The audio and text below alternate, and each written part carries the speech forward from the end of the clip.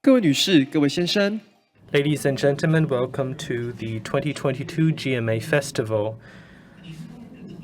The three-day GMA Festival includes 3 conferences. We invite experts from the music industry, the gaming industry, and all stakeholders in the relevant industries to come and share their experiences and expertise. We hope to find new business models and new opportunities. This conference will focus on the topic of gaming music, the secret of infectivity. Our moderator is the producer of Fantasia Music, Mr. Zhang Weifan. Our panelists include Mr.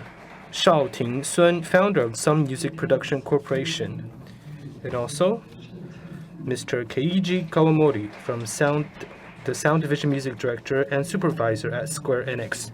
Now we would like to hand the microphone over to Mr. Zhang. Can you hear me?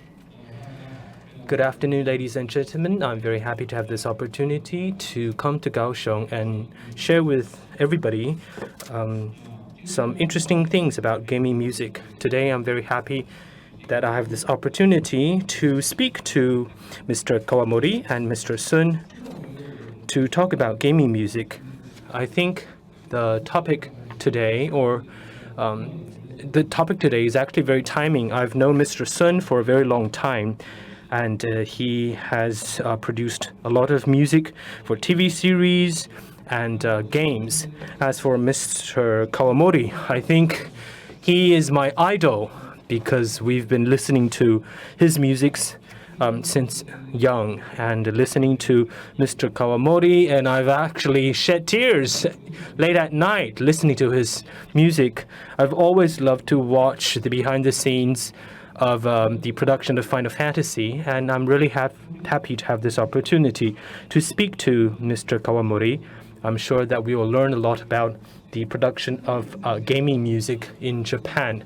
Before I came this afternoon, I've always wanted to be able to actually engage in some more practical discussions. So while I was on the high-speed rail train here, in 2020, gaming music's value is actually larger than pop music and also film music. In 2020, gaming music, or the gaming gaming industry, is about $56.9 billion US. Film industry, $32.2 billion, and pop music, $12.2 billion US. So that is to say, the value of the gaming industry is actually larger than the sum of film and the pop music industries. And of course, many people are very curious about whether or not, the differences between gaming music and pop music or film music. Last week, when I was working for a TV series, the director asked me, what's the difference? Well, I'm very happy to have this opportunity to share not only my thoughts, but also listen to Mr. Sun and Mr. Kawamori's thoughts about the difference between gaming music and the other kinds of music. So I think we'll take this opportunity to invite our 2 panelists. Let's first welcome Mr. Sun to introduce himself and say hello to our audience.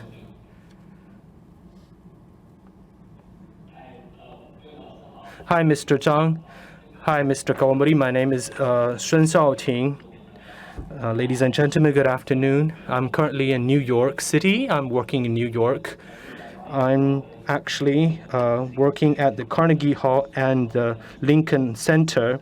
I'm a recording artist, and I work for film and TV series music. Thank you. Now we would like to invite Mr. Kawamori to introduce himself.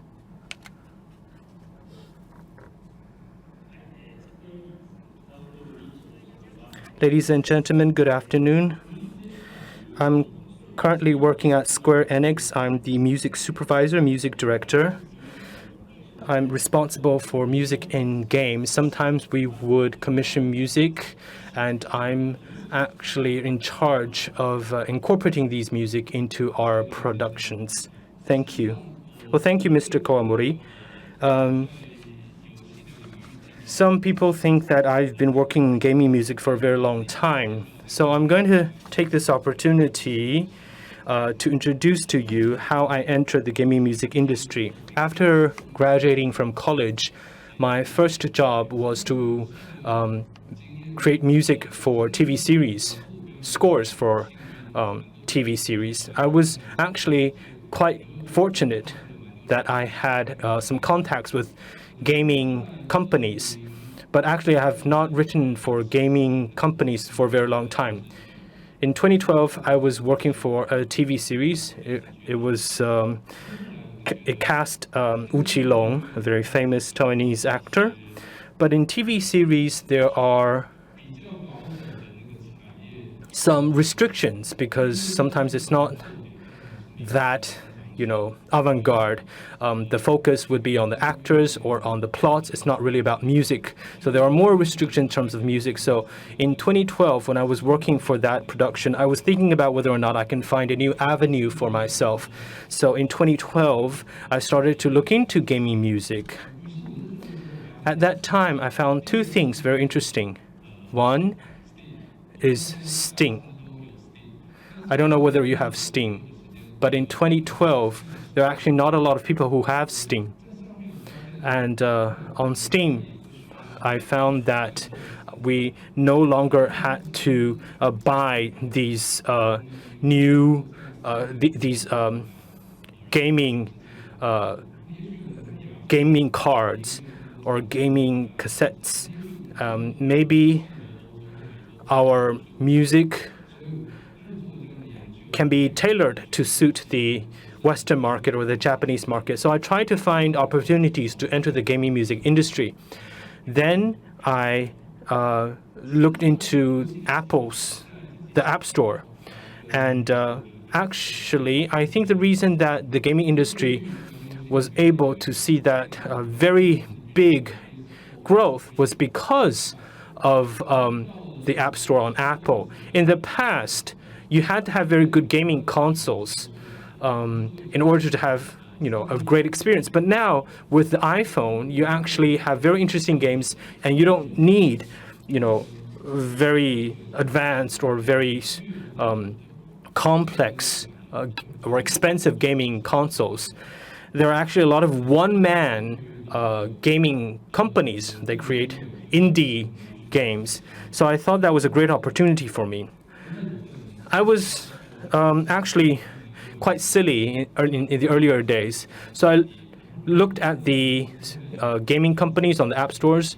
If there's a .tw at the end of its website, I would click it and try to search where these companies are, and I would visit these companies and try to pitch myself. So actually, when I started to search for these gaming companies, it was done in a very, very bottom-up way, and we don't have opportunities like this. So it was by doing so that I entered the gaming music industry. And I found that I think gaming companies are actually very, very different from that of Mandopop Industries or film companies, because for gaming companies, they don't really care about whether or not their games are in Chinese or not. Sometimes some of them are actually distributing games in Taiwanese. So their mindset is very different from that of Mandopop. So I think I was very fortunate to be able to enter the gaming music industry because I started from a very commercialized environment and entered a more indie environment. And I think that commercial experience actually was very helpful to me. Some people say that we need to sacrifice art for business, but that's not my mentality. And I think I'll be able to share some of these discussions with Mr. Sun and Mr. Kawamori, because Mr. Kawamori works in Square Enix, and that is a big industry. And I think that he has a very interesting perspective. As for Mr. Sun, he actually not only makes music for TVs and films, but also games. So I think he has his own unique perspective. And I really like a lot of the music that he produced. And it's very he has his own characters, but it's very, very beautiful. So I'm sure that you'll have a lot of questions for the panelists. So I've come up with some questions that you might be interested in. I'm sure that we'll be able to learn a lot. I would like to first ask Mr. Kawamori, as a company in Japan, when you're writing music for games, from planning to the end, or there might be even live concerts, what would be the planning process? What is it like?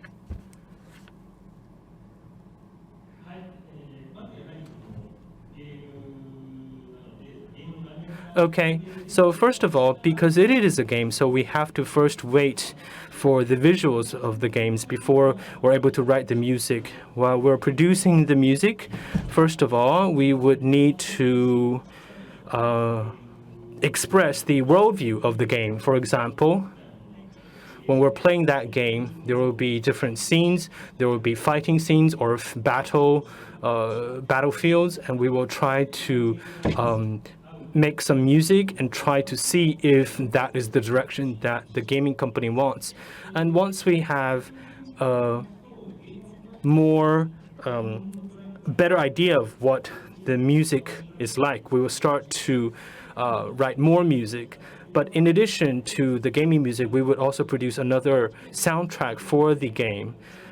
We hope that by producing that soundtrack, consumers or players will know more about the music of the games. We will also hold live concerts or press releases, press conferences. If people are interested in the soundtrack, they would actually be more willing to engage with the game. How about Mr. Sun? What would be your process?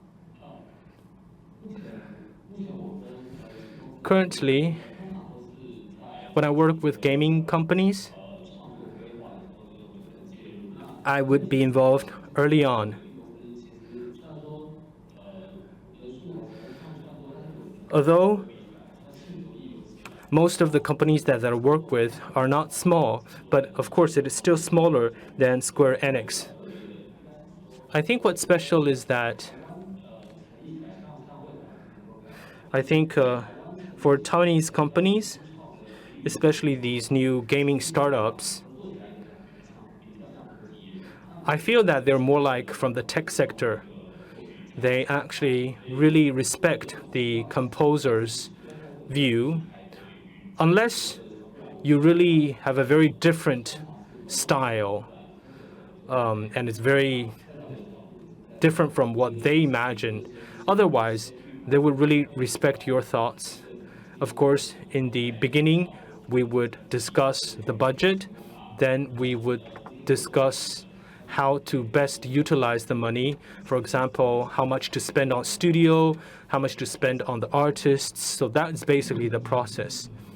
My next question for Mr. Kawamori. For Final Fantasy, this is such a large-scale game, or a large-scale production. From the planning to the final stage, during the process, in terms of style, in terms of quantity, etc., it's not possible for you to have a very clear idea in the very, very early stage. So how do you have a firmer idea of the process? And I'll, of course, ask this question to Mr. Sun as well. 是不是先请教何正先生？ Mr. Kawamori first.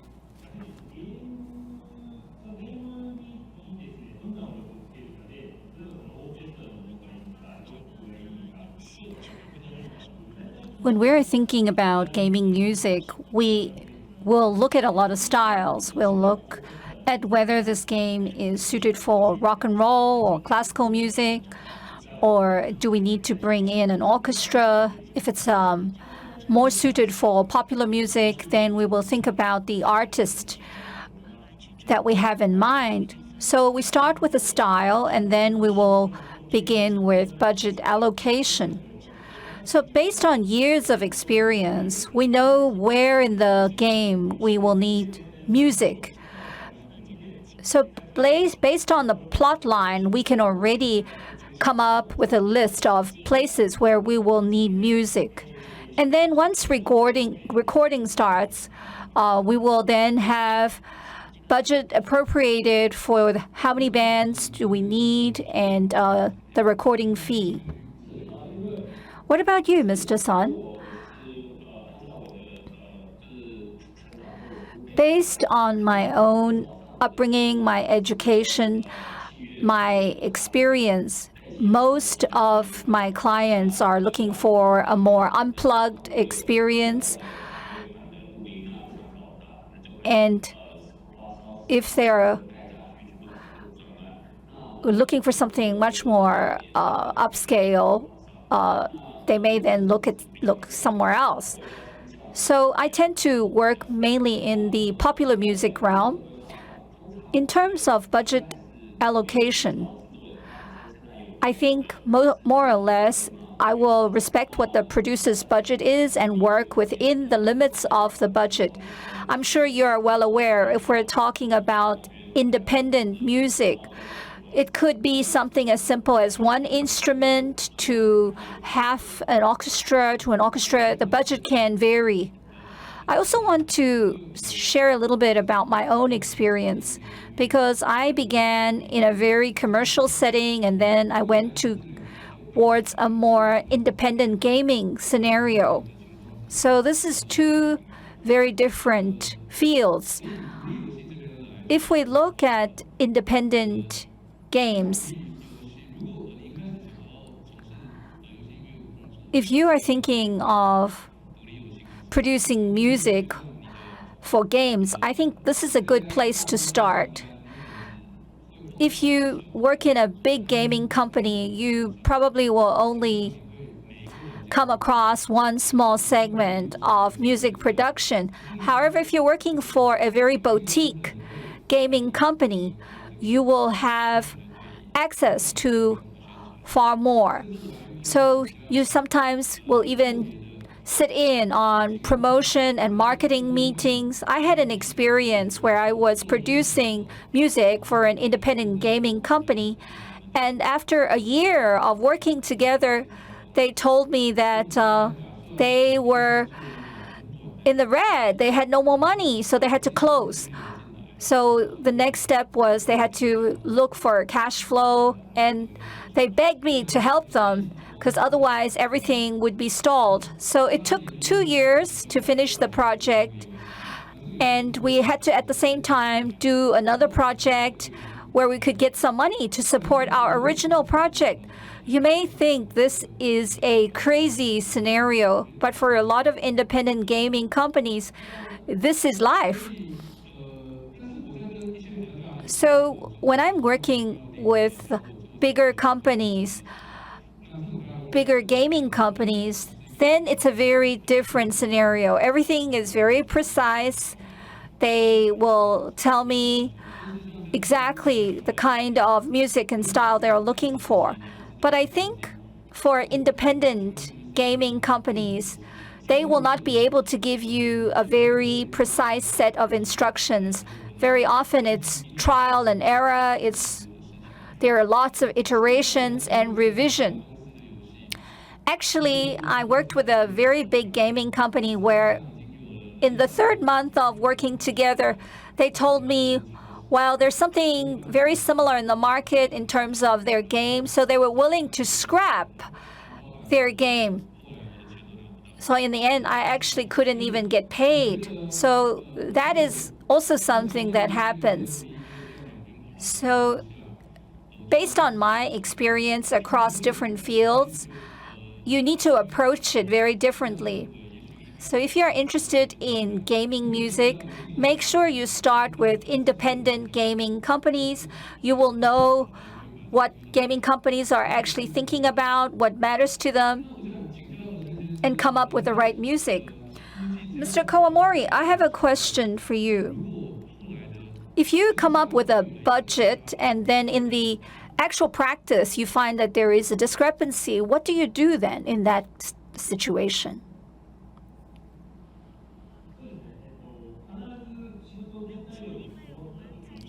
Indeed, when we look at the volume of work that we have to do, there are always going to be surprises, things you didn't expect. It's not just budget, but also in terms of manpower allocation. It's very important to have a buffer in place. You can't count down to the last cent. You need to think about all the possible contingencies. Mr. Sun, I have a question for you, because we know in Taiwan we're not able to be like Final Fantasy, where we can have very big budget music production. Very often, even after we finished recording, we find that there is still something missing. So how do you resolve that? Because we often encounter that. I see Mr. Kawamori is laughing. It's when you finished your budget, but now you still have something extra that you need to add in. Actually, that is a real scenario that's happened to me. I remember the first time I worked with a gaming company, we had 20 tracks. We were very happy. We felt we'd finished the project. But then later on, we realized there were many gaps in the narration, and we had to add on music. So after that experience, I have the habit of making sure that when it comes to budget allocation, that we have a buffer, that the buffer is used for a contingency. So it's very important in terms of budget allocation to be aware of this. Because if you've used up all your budget, then it becomes a real problem when you need to exercise some flexibility. So of course this is important for you to communicate with the gaming company ahead of time. I think this is the right time to share an example with everyone in the audience. Recently I worked on a game and something happened that was for the benefit of the game, but we used up all our budget and we needed to add something else in. Can you play the film clip that I have prepared about the game that I'm talking about?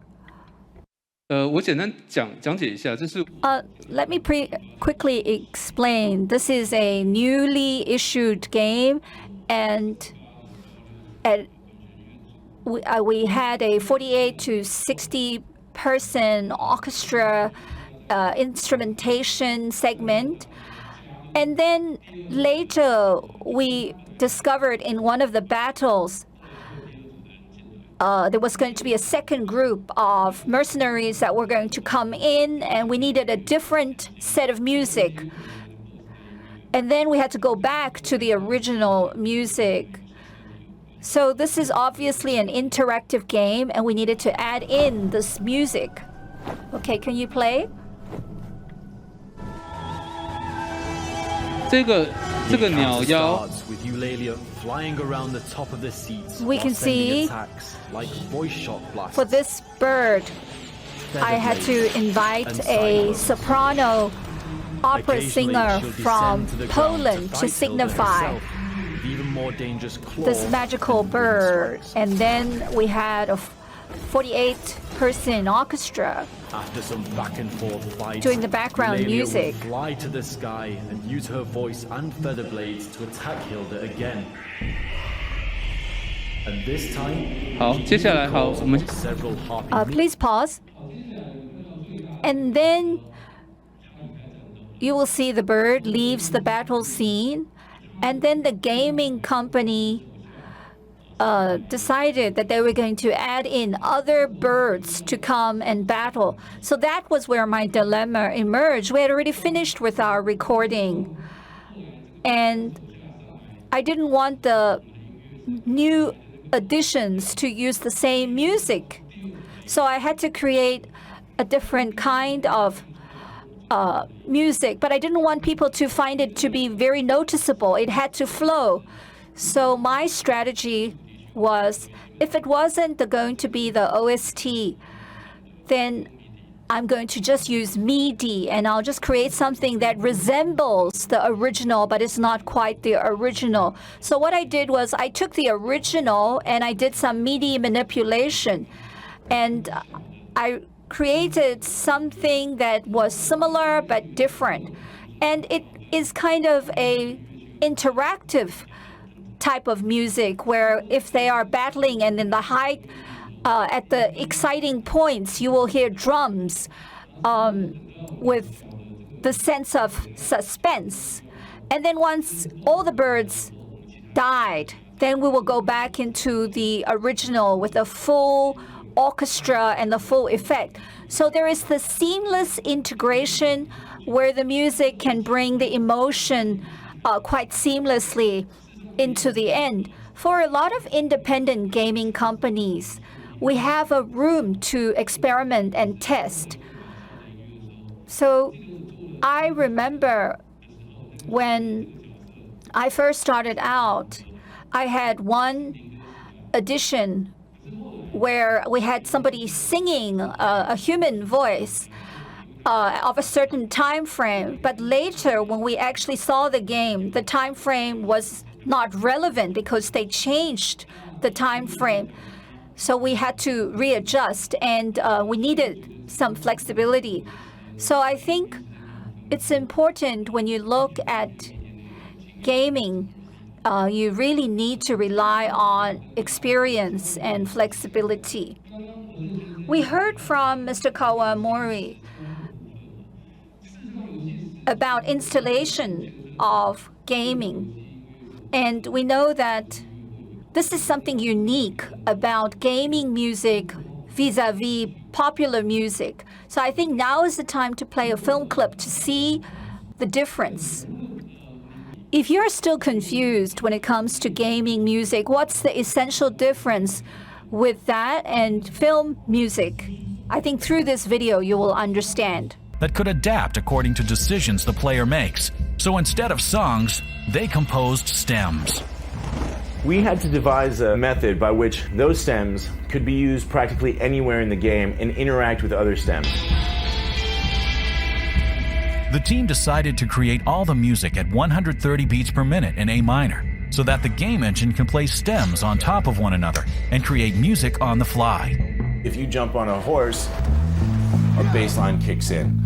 When you start getting chased, timpanis roll in. Let me explain this.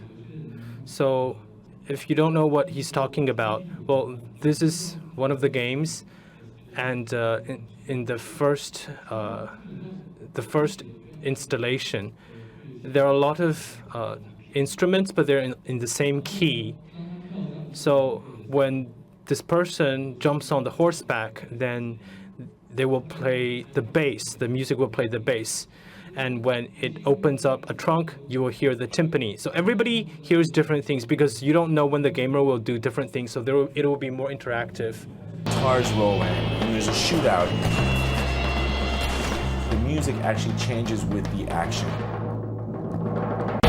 Getting the right combination of music and timing is essential to further connecting the player to the world that Rockstar created. And I have a lot of respect for Rockstar for trying to create something that's innovative.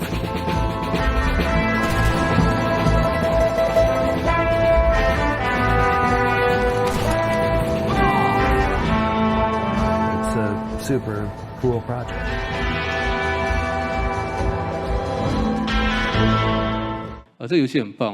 This is actually a great game. You should go and buy it. This is from this company, and I think the essence of gaming music is interaction. In earlier days, there are fewer interactions. It's like Super Mario, and it goes in loops, but now there are much more interactions. I think this is why, gaming music producers have to do a lot more work, because what we do, we need to really think about the players. This is more technical. I'll talk about it later. I would like to ask Mr. Kawamori, for Final Fantasy, I know that there are a lot of interactions in the new games, in the new versions. So do you have a music engine? Why would Final Fantasy want to create its own system to satisfy the gamers?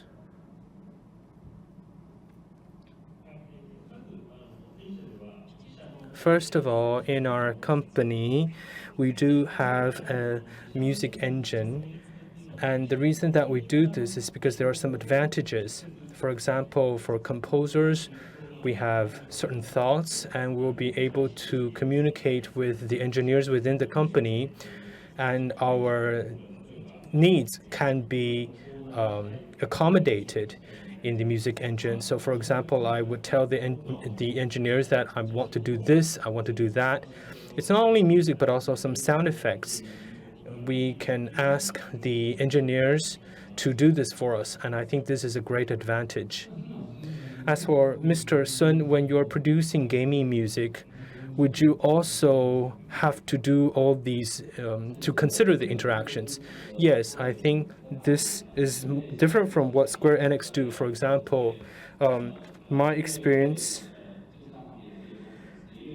it tells me that I know Rockstar and Square Enix have their own engineers, they have their own mixers, but for RayArc, they're currently using WIS.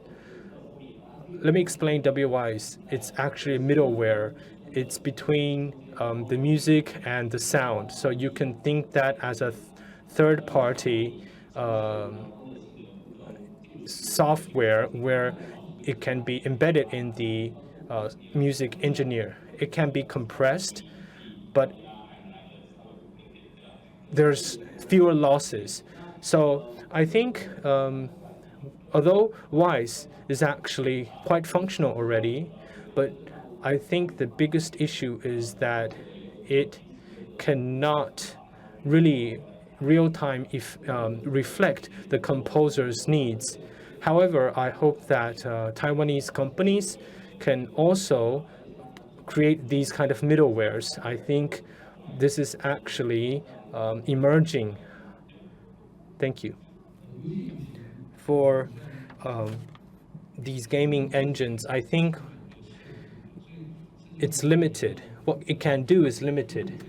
According to my experience, if we want gamers to be able to experience film music, for example, the character sees the enemy, the music stops. If the enemy is in sight, you will hear some bass lines, and then when it moves towards you, the music is different, and then when it's just in front of you, there will be more percussion. So I think this would be more interactive, but we need a middleware to do this, to accomplish this. There are some audio directors in gaming companies who are in charge of this. If there are no such kind of positions, then the composer will have to be responsible of making such arrangements so that, for example, when the gamer reaches a room, opens the door, you need to, insert what kind of music there. It's actually pretty fun when you're designing it, but sometimes it can also be very boring because these kind of ambiance music is not gaming music. They would think that this is just something that does not have a theme. But if you look at larger projects, they actually are quite exquisite in doing this. They will not interfere with the gamer's experience, but it will also lead the gamer into the plot of the game. I have another question that I would like to ask Mr. Kawamori and Mr. Sun. From a planning perspective, I am often in charge of A&R as well. The gaming company will approach me and they don't know what kind of music they want. Some companies know what they want, some companies don't. And they would tell me that, okay, this is your job. So for you, how would you design the style of each game? How would you pitch? What would be your proposal? What's the process of thinking? Can we first ask Mr. Kawamori? As for Square Enix, when you're producing gaming music, do you have to pitch yourself? Do you have to propose what kind of music you want? Or how do you approach this?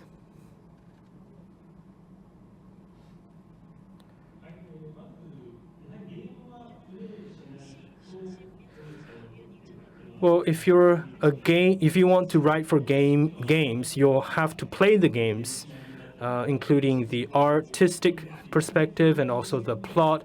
Of course, you will be able to receive these kind of information beforehand. But even if you do have the information, that's not enough. You still have to play the game so that you know what would be the rhythm of the game. Once you play the game, you know the rhythm of the game. When you need faster music, when you need slower music, I think that's very important.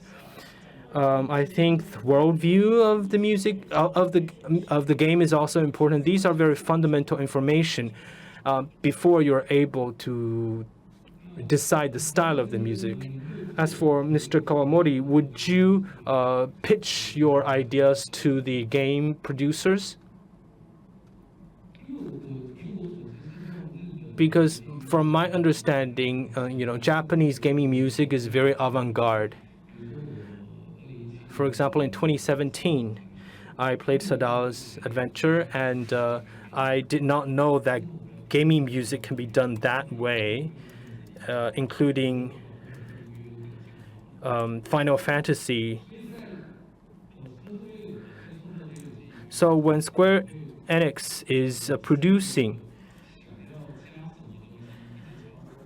what would you do to surpass your past achievement?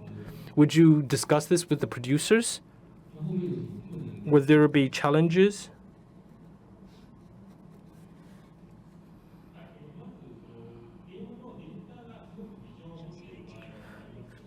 First of all, the director of the games, sometimes they have certain ideas about the music. If they don't, then we will have to make proposals.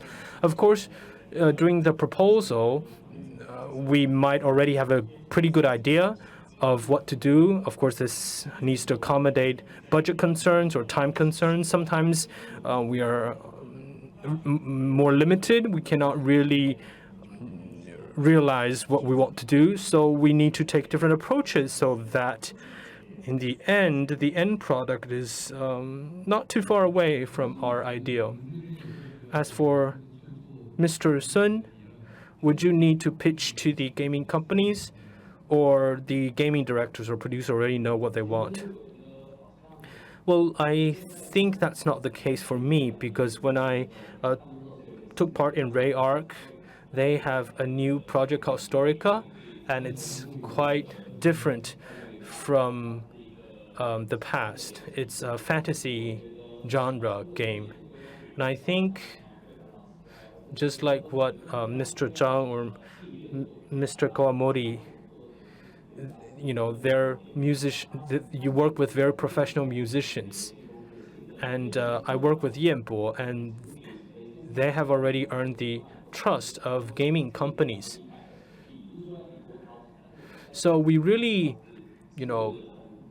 devote ourselves and spare no efforts. And once you are able to establish that trust, I think you'll be able to have very good relations with them. And that's why I said earlier that in Taiwan's new gaming startups, they are more like tech companies, so they're actually willing to accept your ideas, or they're willing to listen to you. And as a musician or as a composer, I'm gonna play a video clip later, and this is a VR game, and it's Demo Reborn. So there's no metronome. It's a free tempo. The demo was produced. We wanted a string quartet, and as long as the style is right, although the demo is more conceptual, however, they don't really mind. As long as the style is right, then they would really trust the music team. Can we play that clip now? Can we play that clip, Mr. Sun? Yes. 好，那就麻烦一下。这次 Demo Reborn 在纽约的录音制作是非常特别的经验。首先，作曲家牛排他选择了一个非常古典、非传统电影录音制作的方式，去用现场弦乐四重奏为主体，然后去进行很古典形式的录音。这个录音的好处是，玩家在聆听音乐的时候会感受到非常有人味，就是非常具有人性的一种演出。它没有按照节拍器，它没有按照过多的人工方式的指导，而是让音乐家去感受到自己跟音乐之间彼此情感上的流动，然后再进行录制。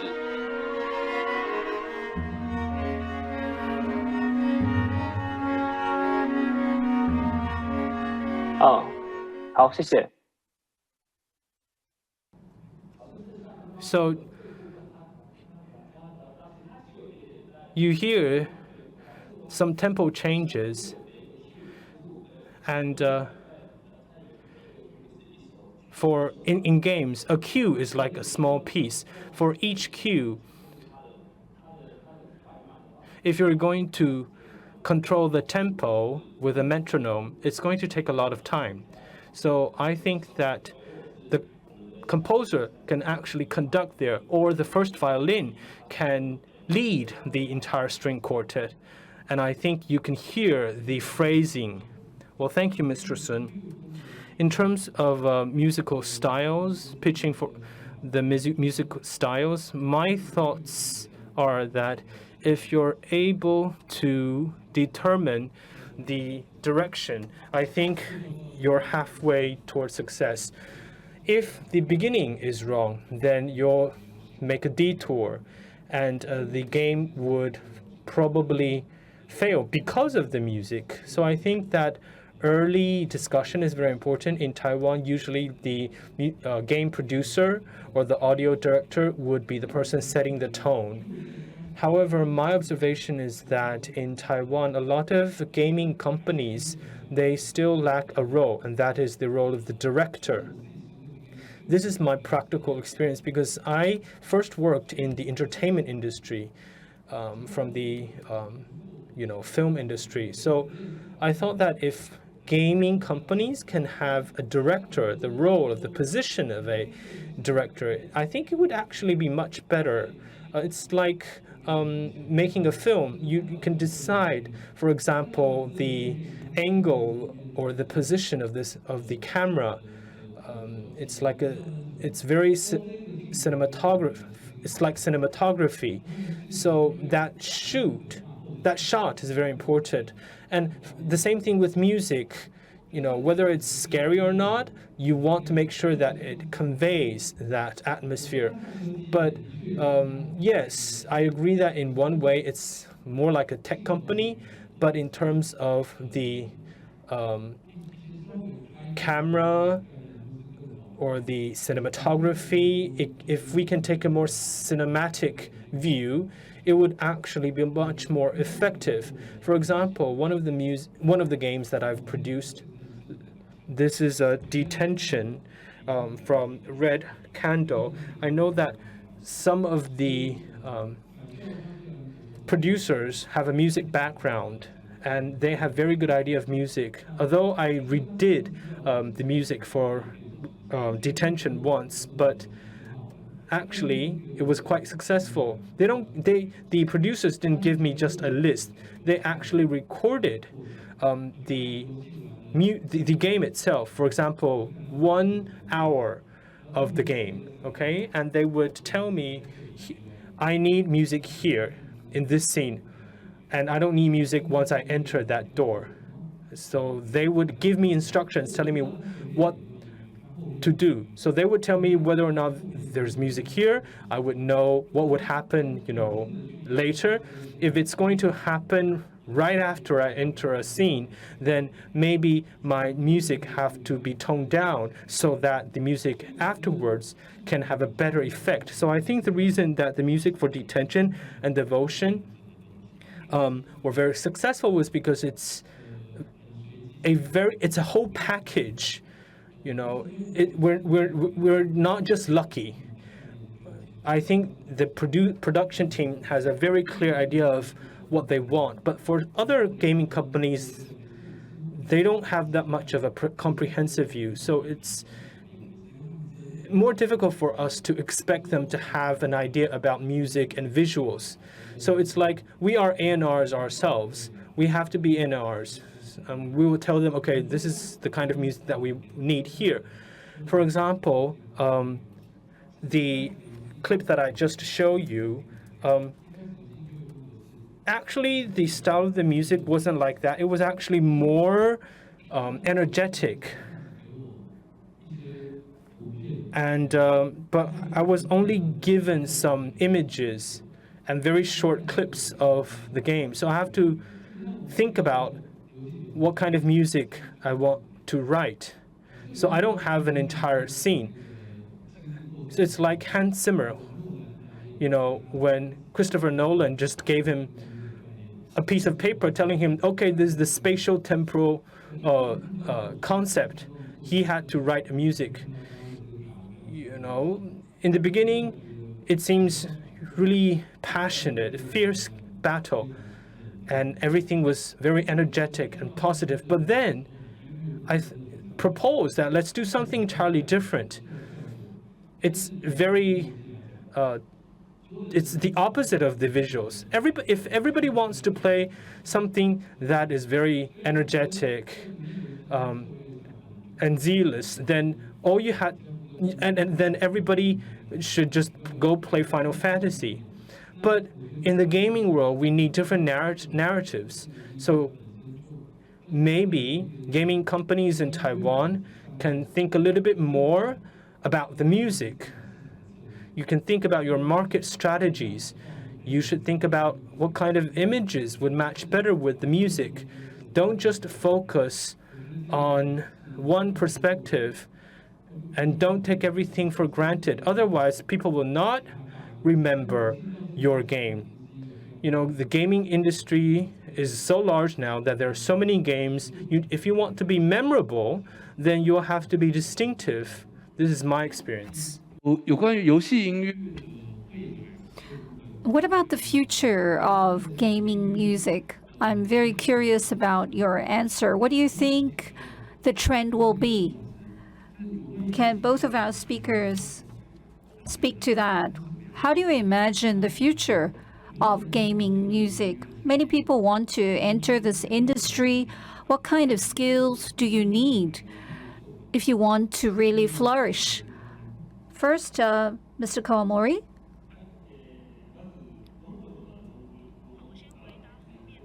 I think I'll answer the latter part first in terms of skills.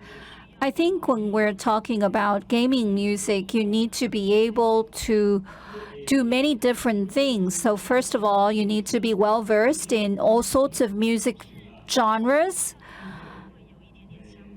And then I'm going to say something that may seem contradictory, which is you need to have your own flavor. You need to have your own personality. So you need to be well versed in many genres, but at the same time, you need to have your own style. Back to the former question, the future of gaming music. Recently, we have seen that gaming music will fit very closely with the scenario. Sometimes you will see the music is very spare, and then it brings you much, much closer to the action and the plot. However, at the same time, we also hope that there are certain unique aspects that are unique to gaming. So we also don't want it to go too much the one direction. I think if we look at the future, I agree with what Mr. Kawamori said, that sometimes we need to tell ourselves that actually gaming music serves a purpose. It's to help you go deeper and deeper into the storyline. So we can see that the Grammys now have an award for gaming music. It's become a separate genre. So I think as we look to the future, I think immersion will definitely be the trend. We are hoping that each game is going to have a very unique aspect to it. And as players get deeper and deeper into that universe, unlike film, where it's quite predictable,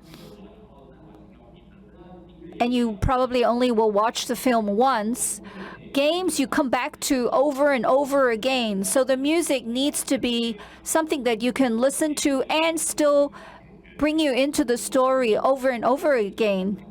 So immersion. I hope that we can come up with ways in which we can be creative and bring players a truly immersive experience. So we shouldn't just be serving the game itself, but thinking about gamers. As for what skills young people need, of course you need to be very musical. You need to be able to produce music. In addition to these basic skills, I think you need to know how to use a lot of digital tools, such as DW, as well as Ario. These are all things that you can find online, and you can learn how to do them well, and they're really necessary. I remember I attended a career fair a few years ago, and at the time, NBC they were looking for talent. And I remember they told me that when it comes to music, you may not know what kind of projects are going to land in your lap, but at the same time, you should first be prepared in some of the basic skills,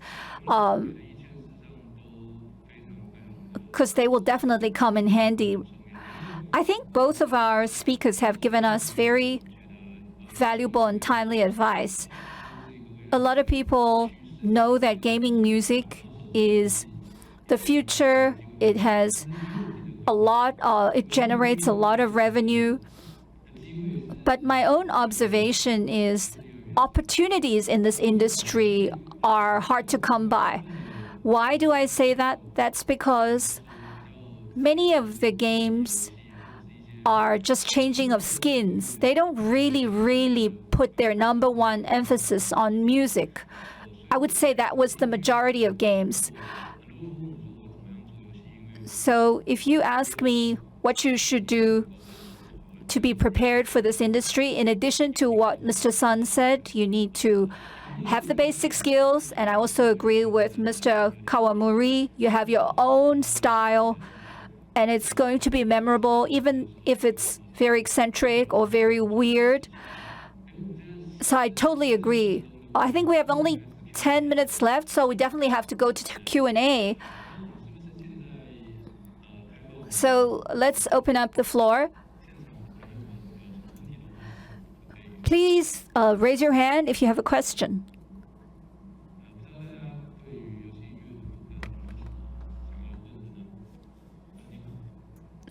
Yes, there's a question here.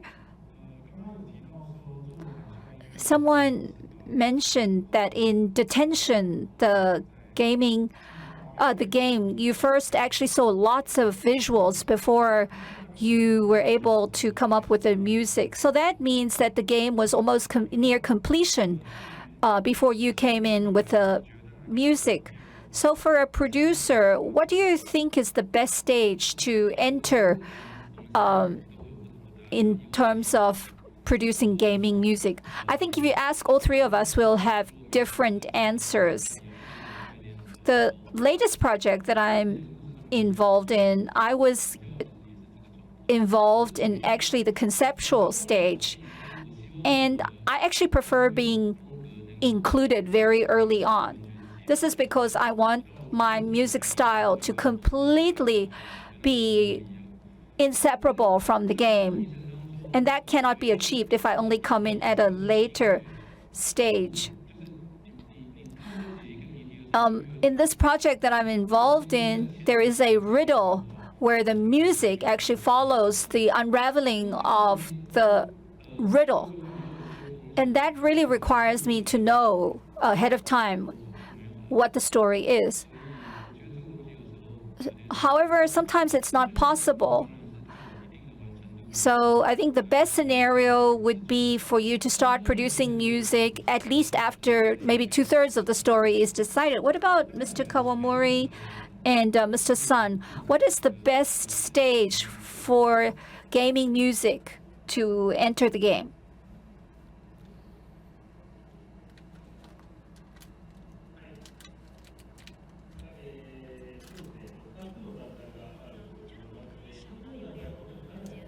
I think there are two stages. First, in the conceptual stage, I think that's really ideal from the artistic stage where everything has not been determined and there's a lot of discussion. Music is already part of the team. And then there's another stage, which is what you said. Primarily, once 2/3 of the game is already pretty much set and you already know the rhythm of the game and then that you can play the game yourself, I think that's a very good time as well. What about Mr. Sun?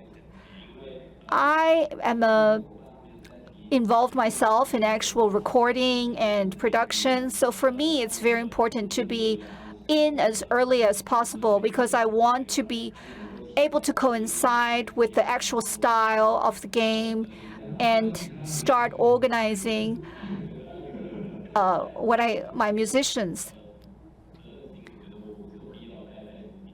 So just from a production standpoint, I think I need to be there as early as possible so that I can first provide some demos.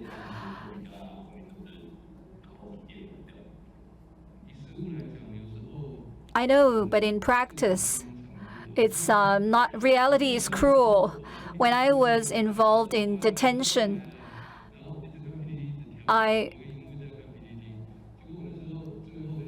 know a lot of people were filled with excitement, but at the time, I was still kind of lost about how to produce the music for the finale. So I was very, very anxious. And then the current project that I'm doing, I actually started with the ending music first. So it's funny, I started with the beginning and then the music for the ending. It was a 16-hour game, but I felt like if I knew the beginning and the ending, the middle then wouldn't deviate too much. Any other things that you would like to ask? I think we only have time for one last question.